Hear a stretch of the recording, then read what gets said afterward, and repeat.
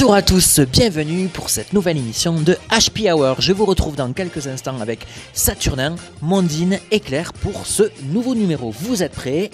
C'est parti!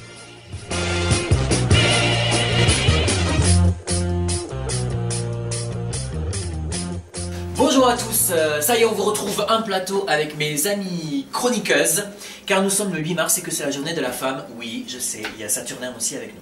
Alors, bonjour. Bonjour. Ça va, je vous laisse quelques mots, parce que comme c'est la journée de la femme, je vous laisse démarrer cette émission. Voilà, voilà pourquoi nous ne donnons pas la parole aux femmes ici. Nous allons commencer. Tu veux dire que les femmes elles réfléchissent avant de parler? Joli. Donc, d'où ce laps Ce de petit temps. temps de réflexion. Donc, après cette longue réflexion, donc peut-être que vous avez un message à faire passer sur la journée de la femme. Qu'est-ce que ça vous inspire? Le respect et l'écoute. Amen. Alors, ça va?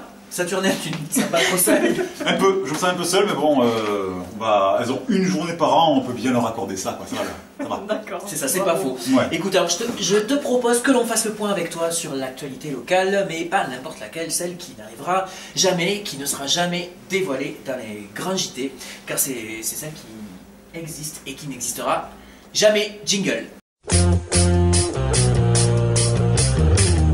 Bonjour à toutes, bonjour à tous, voici les titres de votre actualité locale, nationale et internationale qui n'existent pas. Alors, édition spéciale aujourd'hui consacrée à cette décision plutôt surprenante des conseils généraux du Gers et des Hautes-Pyrénées. En effet, une décision que bien grand nombre a du mal à comprendre, celle de la construction d'un pont au-dessus du champ de Monsieur Sebon-Franqui, agriculteur de fils en père depuis l'invention de l'ampoule électrique. Stupéfiant en effet, la question qui brûle les moustaches de tout le monde est de quand date l'intervention de l'ampoule électrique? Donc de quand date l'invention de l'ampoule électrique? Eh bien la réponse à cette question, mon cher Steve, est on ne peut plus simple, puisque ici, il s'agit de donner une date. Et ça, c'est de l'actu. L'invention de l'ampoule électrique remonte donc à 1835 et contrairement à ce que tout le monde croit, ce n'est pas Thomas Edison qui l'a inventé. En fait, il n'a fait que développer l'idée du réel inventeur qui se nomme James Broman Lindsay. Et ça, c'est pas des conneries, c'est vrai. Qu'est-ce qu'on apprend dans HP Hour? Qu'est-ce qu'on apprend de choses? Mais avec vous, Saturnin, c'est énorme. Et donc, pour en revenir avec nos Gersois et leur pont au-dessus du champ de Monsieur Franqui Sebon... Eh bien... Alors? Eh bien oui, Steve, il faut savoir que Monsieur Franqui Sebon et sa compagne d'ailleurs, Madame Alice Saglis, possèdent tous deux un champ de nouilles espagnoles situé à cheval entre le département du Gers et celui des Hautes-Pyrénées, excusez-moi. Le département du Gers, qui en a marre d'être la risée des Hautes-Pyrénées, il faut bien le comprendre, a demandé au conseiller général du 65 de faire... Pardon, excusez-moi. Donc je reprends. Le département du Gers, qui en a marre d'être la risée des Hautes-Pyrénées, a demandé au conseiller général du 65 de faire quelque chose de coûteux et d'inutile qui pourrait enfin inverser la tendance pour que les Gersois rigolent un peu des Pyrénéens. Après mûre réflexion, l'idée fut trouvée de construire un pont au-dessus du champ de Monsieur Sebon. Pont inutile, puisqu'il n'y a pas d'eau ni de poissons en dessous. Le pont a donc été construit et fini le mois dernier. Personnellement, j'adore les nouilles espagnoles. Alors, on comprend tout à fait la volonté des Gersois de se venger de toutes les blagues qu'ont pu faire sur eux les habitants du 65, et ils doivent bien rigoler à présent de nous. Cependant, Saturnin, ce pont ne dénature-t-il pas le paysage? Eh bien, la réponse à cette question, mon cher Steve, est simple, puisque tu me laisses le choix entre oui et non. Et donc, la réponse est oui. À ce propos, après s'être bien fondu la poire, le président du conseil général du Gers est allé trouver celui du 65 pour lui demander à présent de bien vouloir détruire cet ouvrage inutile. Ce à quoi il lui a répondu qu'il voulait bien, mais qu'il fallait d'abord demander aux pêcheurs gersois de bien vouloir quitter le pont. Merci beaucoup. Merci à vous. Bonne soirée. Bonne soirée. Et à bientôt, Saturnin, mais tu restes avec nous pour la rubrique de Claire, bien sûr. Donc nous allons parler d'un sujet hautement philosophique, c'est-à-dire la gastronomie anglaise. Et ça, c'est toute une histoire. Exactement. Parce qu'elle a une réputation qui la précède. Et oui, elle est... Ça dépendait. Vous verrez. Ça dépendait. Oui, voilà. Vous verrez. Moi j'adore le pudding. Voilà, c'est ça. C'est Le super pudding inintéressant. fait partie de la gastronomie anglaise. Et moi, la gelée. La gelée qui fait Ouais. wobble, wobble, comme ça. nous en goûterons. Comme les fesses de Jennifer Lopez d'ailleurs. Voilà. Ah oui, c'est vrai. J'avais pas pensé, mais Chacun c'est ses vrai. références. Exactement. Donc par rapport à la gastronomie anglaise, on peut différencier déjà le sucré et le salé. Donc dans le salé, vous devez peut-être connaître le roast beef. Oui. Voilà. On appelle roast beef En français. Voilà, que nous avons emprunté aux Anglais. Et qui est toujours servi avec, donc, avec des pommes de terre, parce que les Anglais sont mangeurs Fans de pommes de voilà, terre, friands de pommes de terre, et avec aussi Que l'on dit pommes de terre. potatoes. Et souvent il y a d'autres petits légumes qui sont servis à côté. Donc il y a ça qui est dans la partie salée. Vous avez aussi la dinde que vous mangez à Noël, dont vous aviez parlé quand j'étais partie en Angleterre, à la période de Noël. Et avec quel talent. Exactement, voilà. Avec une magnifique carotte. Oui, c'est ça, on s'en rappelle. Ouais. Et justement, en parlant de carottes, ça me fait penser aux Oui. petits pois, qui sont des petits pois particuliers, je sais pas si... C'est ça, ils n'ont pas tout à fait la même couleur que par chez nous. Non, Ils ni sont le un même peu goût. plus gros, ils sont un peu plus gros, Ouais. et ils sont d'un vert pas fluo mais presque. Presque, quoi. d'accord. Donc la couleur est vraiment particulière. Ok. Pourquoi c'est une variété différente ou c'est la façon de faire Je n'en sais franchement rien, D'accord, parce que ok. même quand ils sont crus, ils sont Ouais. pas tout à fait comme les nôtres. Donc Ok. à mon avis, ça Je doit pense être une que variété voilà, différente. variété Ouais. différente des Ok. nôtres. Quoi. Donc voilà, il y a la dinde. Vous avez aussi, qui est très connu, le fish and chips, Ouais, ça c'est super connu. que souvent les Britanniques mangent le vendredi soir. Après la semaine, c'est une manière aussi de se poser et de Fêter sortir. le week-end qui Voilà, commence. aller, pas de cuisine à la maison, et ils partent manger du fish and chips. Et alors, contrairement à ce qu'on dit souvent, Ouais. enfin ce qu'on croit souvent, dans le fish and chips, le fish, c'est pas du poisson pané. Il est pas... pané, c'est du poisson frais, mais après qui est pané presque devant le client. Ouais, quoi. mais la panure, on dit panure. Oui. Oui, Chafalo, je sais pas oui. comment Panure. dire. Oui, oui. Vous faites un petit peu comme vous voulez. Tu sais, c'est pas comme les carrés. Ah non, non, ça n'a voilà. rien à voir, Voilà, ça n'a c'est rien pas avec le ça. poisson C'est pané que plus, l'on peut je sais avoir. pas comment dire. C'est plus frit. Oui, C'est voilà, frit. c'est ça. frit. Ouais, ouais, Ok. c'est frit. Et à l'origine, quand ils faisaient du fish and chips, tout était servi en fait dans du papier journal. Ils recyclaient le papier C'est journal, vrai, ouais. ils le mettaient à l'intérieur et on vous le servait comme ça, comme un grand cône. Oui, c'était un cône et il y Ouais. avait le gras comme ça Qui et dégoulinait, ça, voilà. ça faisait partie. Non, mais ça faisait partie. C'est ça, typiquement du exactement. truc. Il y a un type de poisson particulier pour le fish. le fish Non, c'est les poissons qui sont pêchés sur les côtes de la Grande-Bretagne. D'accord. Je rappelle qu'il y a quelques semaines, c'était la journée de la baleine. Voilà, Comme exactement. ça, j'avais casé. Tout à fait. Alors, Après, vous avez tout ce qui est salé, vous avez le saumon aussi, qui est beaucoup pêché sur les côtes plutôt de l'Écosse. Et vous avez aussi j'ai oublié, ah oui, le haggis. qu'est-ce que c'est que ça? Connaissez-vous le haggis? Non. Non. Pas du tout. Alors le haggis, c'est un plat typiquement écossais, Ah. qui est de la panse de brebis farcie. Ok. Ah non, mais c'est particulier, non? Ça a beaucoup de goût. Ouais. Après, c'est très bon. Ça a beaucoup de goût, c'est très bon. T'as déjà Oui, je viens de manger en D'accord. Écosse. Oui. C'est pas J'ai fort mangé. de. Parce que déjà, quand C'est on mange assez de l'agneau fort. et tout ça, Voilà. c'est. C'est fait avec donc il y a la panse de brebis qui est farcie avec du hachis, du cœur des tripes et du foie de l'agneau. Voilà. Vous avez des oignons, des épices, de l'orge, tout ça. Et c'est bon. Quand c'est bien cuisiné, c'est bon. Mais il faut bien le cuisiner. Ok. Voilà. Donc ça c'est par rapport à tout ce qui est un petit peu salé. D'accord. Il y en a d'autres, mais là si vous avez l'essentiel. Après pour ce qui est sucré, faut pas croire, mais il y a des très bons gâteaux en Angleterre. Vous avez le trifle. Alors le trifle, pour ceux qui regardent un peu les émissions culinaires qui sont passées sur la 6 l'an passé, ils en ont fait un. Et en fait le trifle c'est fabriqué à base de biscuits roulés qui sont coupés en tranches. Le fond d'un plat est nappé et à l'intérieur vous avez de la crème et des fruits. Et en fait après le gâteau est retourné et c'est déjà à l'œil c'est très très beau. Vous en montrerez une image après sur le site et c'est vraiment délicieux. Quoi. Ok. C'est très, D'accord. très très bon. Donc, Donc vous ça, connaissez très fort. Pas du tout. Non, non plus. C'est très, très très bon. Vous avez le crumble que vous devez connaître, Ah, bien sûr, le ça, crumble c'est- avec oui. la pâte sablée qui Ouais, est ouais, imitée ouais. sur les fruits. Ouais. Voilà. L'apple pie, Oui, Oui, bien sûr. peut-être, Bien ouais, sûr. avec la pâte en dessous et puis la pâte au-dessus. Mm, mm. Le pudding, dont tu nous as parlé tout à l'heure, Ouais. qui est plus propre à la période de Noël et qui souvent, vous l'avez peut-être dit quand je n'étais pas là, qui est préparé très à l'avance Oui. Par rapport à Noël. Oui, Voilà. tout à fait. Parce qu'il faut C'est qu'il ça. soit un petit peu passé. Voilà, puis il est Mm. imbibé, il y a beaucoup d'alcool à l'intérieur. Ouais. Voilà. Et vous avez aussi la jelly. Voilà. Et, Ce dont on parlait tout à l'heure. ce dont on parlait tout à l'heure, la jelly, et qui est souvent très très appréciée par nos petits amis anglophones. Ok. Voilà, donc ça c'est la partie vraiment des desserts. Et il ne faut pas croire, mais nous avons en Angleterre aussi du fromage. Ouais, c'est pas le truc que tu manges sous vide, non? Non, il y a Du vrai fromage. du vrai fromage Ok. qui est très très bon. Il y a le cheddar, Ah oui. Ah oui. voilà. Ah oui. Et il n'y a pas forcément celui qu'on peut trouver nous en France, mais il y en a du très très bon avec beaucoup de goût. Et en fait, le cheddar, c'est le nom d'une petite ville qui est dans le sud-ouest de l'Angleterre. D'accord. Voilà. Vous avez du Cheshire, qui est aussi un fromage qui est assez blanc et salé.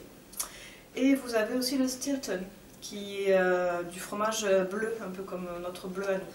Et qui souvent est en IGP, comme nos fromages qu'on peut avoir aussi en France. Ok. Voilà. Donc en gros, c'est ce qu'on peut trouver en Angleterre. D'accord. On a des a priori sur les Anglais, Ouais. parce que moi je pensais pas du tout qu'ils étaient amateurs de fromage, parce Ah, si, qu'on si. les voit comme très aseptisés. Enfin, tu vois ce que je veux dire, un peu, voilà, tout ce qui a un peu d'odeur, un peu de goût. Oui, non, voilà. ils sont Et très après, friands c'est- aussi de c'est nos surprenant. produits français. D'accord. Mais il me semble que c'est en Angleterre qu'il existe une course contre une tombe de fromage. En fait, il y a des participants qui se mettent en haut d'une colline, je sais plus où c'est exactement. Oui, il faut Et il faut rouler une tombe de chômage. Tout à fait. De fromage. C'est un peu d'actualité. Bienvenue en 2015. Une tonne de fromage, pardon. C'est ça. Et ils doivent déballer, ouais, sur la colline, Ouais. le premier qui arrive gagne, repart avec sa tonne de fromage. D'accord. Ouais. Tout à fait. Super. C'est ça. Exactement. Quelle belle émission culturelle. Et d'où l'expression cheese. Exactement. Cheese. Eh oui. Ah oui, c'est vrai. D'où l'émission Rouler sans fromage. Alors, on continue donc avec des plats venus d'ailleurs, je crois. Alors, c'est vrai que les Anglais ont leur propre culture gustative, mais les Anglais se sont beaucoup éparpillés de par le monde. Avec Donc leurs ça date des colonies. Voilà, exactement. Donc on va parler peut-être de laine. Et voilà, donc les Anglais aussi sont beaucoup friands de tout ce qui est curry. Ouais. Donc il y a beaucoup de... Si vous allez dans les pays anglophones, il y a beaucoup de restaurants indiens. Indien. Eh oui, à dire, Voilà. bien sûr. Donc le curry vraiment fait partie de leur culture des repas. Vous avez aussi la moussaka, qui Ah ouais. est très populaire D'accord. en Angleterre. Ça c'est la côté grec. Grec, oui. Voilà. Et donc tout à l'heure je parlais du haggis avec les Écossais. Super, merci Claire. Alors comme d'habitude, je crois qu'on retrouvera donc le contenu de ta chronique Oui. avec la totalité des plats sur notre page Facebook. Donc n'hésitez pas À liker et à commenter. et à partager. Voilà. Partager notre page. On s'est fixé, on s'est fixé combien d'ici la fin de l'année. Là, on est à 250. Ouais, on va dire 500. Allez, 500, soyez fous, le 500e passera une nuit avec Saturnin. Alors, on va passer à la chronique de Mondine. Mondine qui nous parlera de l'arte povera juste après ce jingle. Alors, je vais vous parler non pas d'un mouvement artistique, mais d'une attitude née dans les années 60 en Italie. Il s'agit de l'arte povera, qui veut dire L'art pauvre. l'art pauvre, exactement. Donc, nous retournons à nouveau dans le fond des poubelles qui devient un véritable berceau artistique. C'est le critique d'art germano-célan qui emprunte le vocabulaire au living theatre. Ah oui. J'ai du mal avec ça. C'est les TH. Les TH en anglais, c'est mortel. Oui. Voilà, donc en français, on va dire que c'est la pratique théâtrale expérimentale. C'est un comportement de défi face à la société de consommation qui abuse de la technologie et de la standardisation des produits. Les artistes veulent faire ressentir la dimension mystique de l'expérience humaine. Et oui, je sais, ils sont toujours barrés très loin, les artistes. En gros, les matériaux utilisés sont Le bois. le bois, le métal rouillé, la terre, et le verre aussi pour le coup, le charbon, mais aussi le chiffon. Il y a aussi la graisse qui est utilisée, l'énergie de l'électricité, de la pression et de la torsion. Le tout mélangé avec un brin d'irrationalité et de spiritualité et vous obtenez l'arte povera. Alors, pour imaginer, j'ai oublié aussi, il y avait le feu. Le feu aussi est utilisé. Voilà. Voilà. Alors, pour imager au mieux l'art pauvre, j'ai utilisé comme exemple l'artiste célébrissime Michelangelo Pistoletto. Ah bah oui. Ah oui, le nom m'a parlé de suite, histoire de mettre le feu aux poudres. En gros, il crée la Vénus.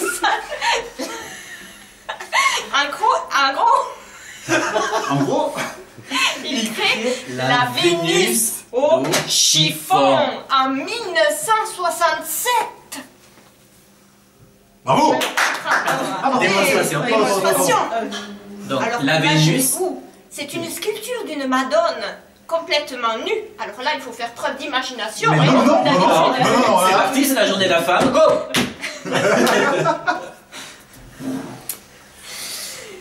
Face à une montagne d'habits, de chiffon même. Voilà. Montagne. Ça me rappelle Elena. Le contraste est saisissant. La réalité est comme foudroyée. Et oui, je me disais aussi dans cette émission, il fallait changer les fusibles. Ça, c'est rien de le dire. On vous mettra quand même pour que vous puissiez avoir une représentation, la fameuse Vénus en photo sur notre page Facebook. Voilà, vous pourrez établir donc la comparaison avec Mondine. Merci Mondine. On va rester dans le deuxième degré avec le dessin de... Merci, oui, Luc Truc. Qu'on va tous regarder là. On regarde, regardez chez vous. Voilà, comme dirait Hello, c'est du Luc Truc. Voilà. Donc voilà. Merci Luc, n'hésitez pas, vous pouvez retrouver sur notre page Facebook tous les dessins que Luc a fait depuis la création du crayon de couleur. Merci les amis, c'est déjà l'heure de se quitter. Je rappelle que dimanche, c'est donc la journée de la femme, ce dimanche 8 mars, donc n'hésitez pas. Et voilà. Sortez avec votre femme, donnez-lui l'occasion quand même, je sais pas, de sortir un peu de... Bon, alors, bonne semaine, on va s'arrêter là parce que je pense qu'on est au bout du bout. Merci les filles, merci les garçons et rendez-vous la semaine prochaine, ciao.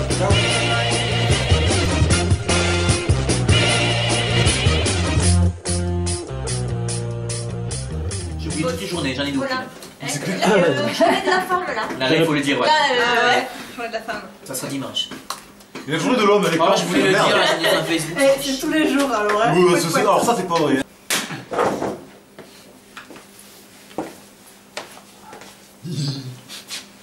Bonjour à tous. Là, surtout là, je fais quoi? Tiens-toi la souris. Je me tiens la souris. Et c'est tout. Hein. De toute façon, il y a le comptoir, on voit rien donc. Exactement. Tu filmes ça là? Oui. D'accord. Mais c'est moi qui fais le bêtisier donc ça va. Stupéfiant en effet. Et la question qui brûle les moustaches de tout le monde est de quand date l'invention de l'ampoule électrique? Eh bien, c'est la question que tu viens de me poser car tu t'es trompé de ligne, Steve. Il faut juste que tu prennes la ligne qui est en dessous, qui commence par qu'est-ce qu'on en apprend des choses avec Happy Hour. À toi. Mais qu'est-ce qu'on en apprend des choses avec Happy Hour? Et donc pour en venir avec nos Gersois et leur pont au-dessus des... Ça va vous alors? Mais qu'est-ce qu'on en apprend des choses, Saturnaire, avec Happy Hour? Et donc, pour en revenir avec nos Gersois et leur pont au-dessus du champ, c'est parce qu'il y a une faute à champ. À champ, il ne faut pas d'ess. Et moi, ça me perturbe, je peux pas comme ça. Et qui est Francky, c'est bon. À la prochaine. À la prochaine. On passe maintenant à la rubrique de Mondine.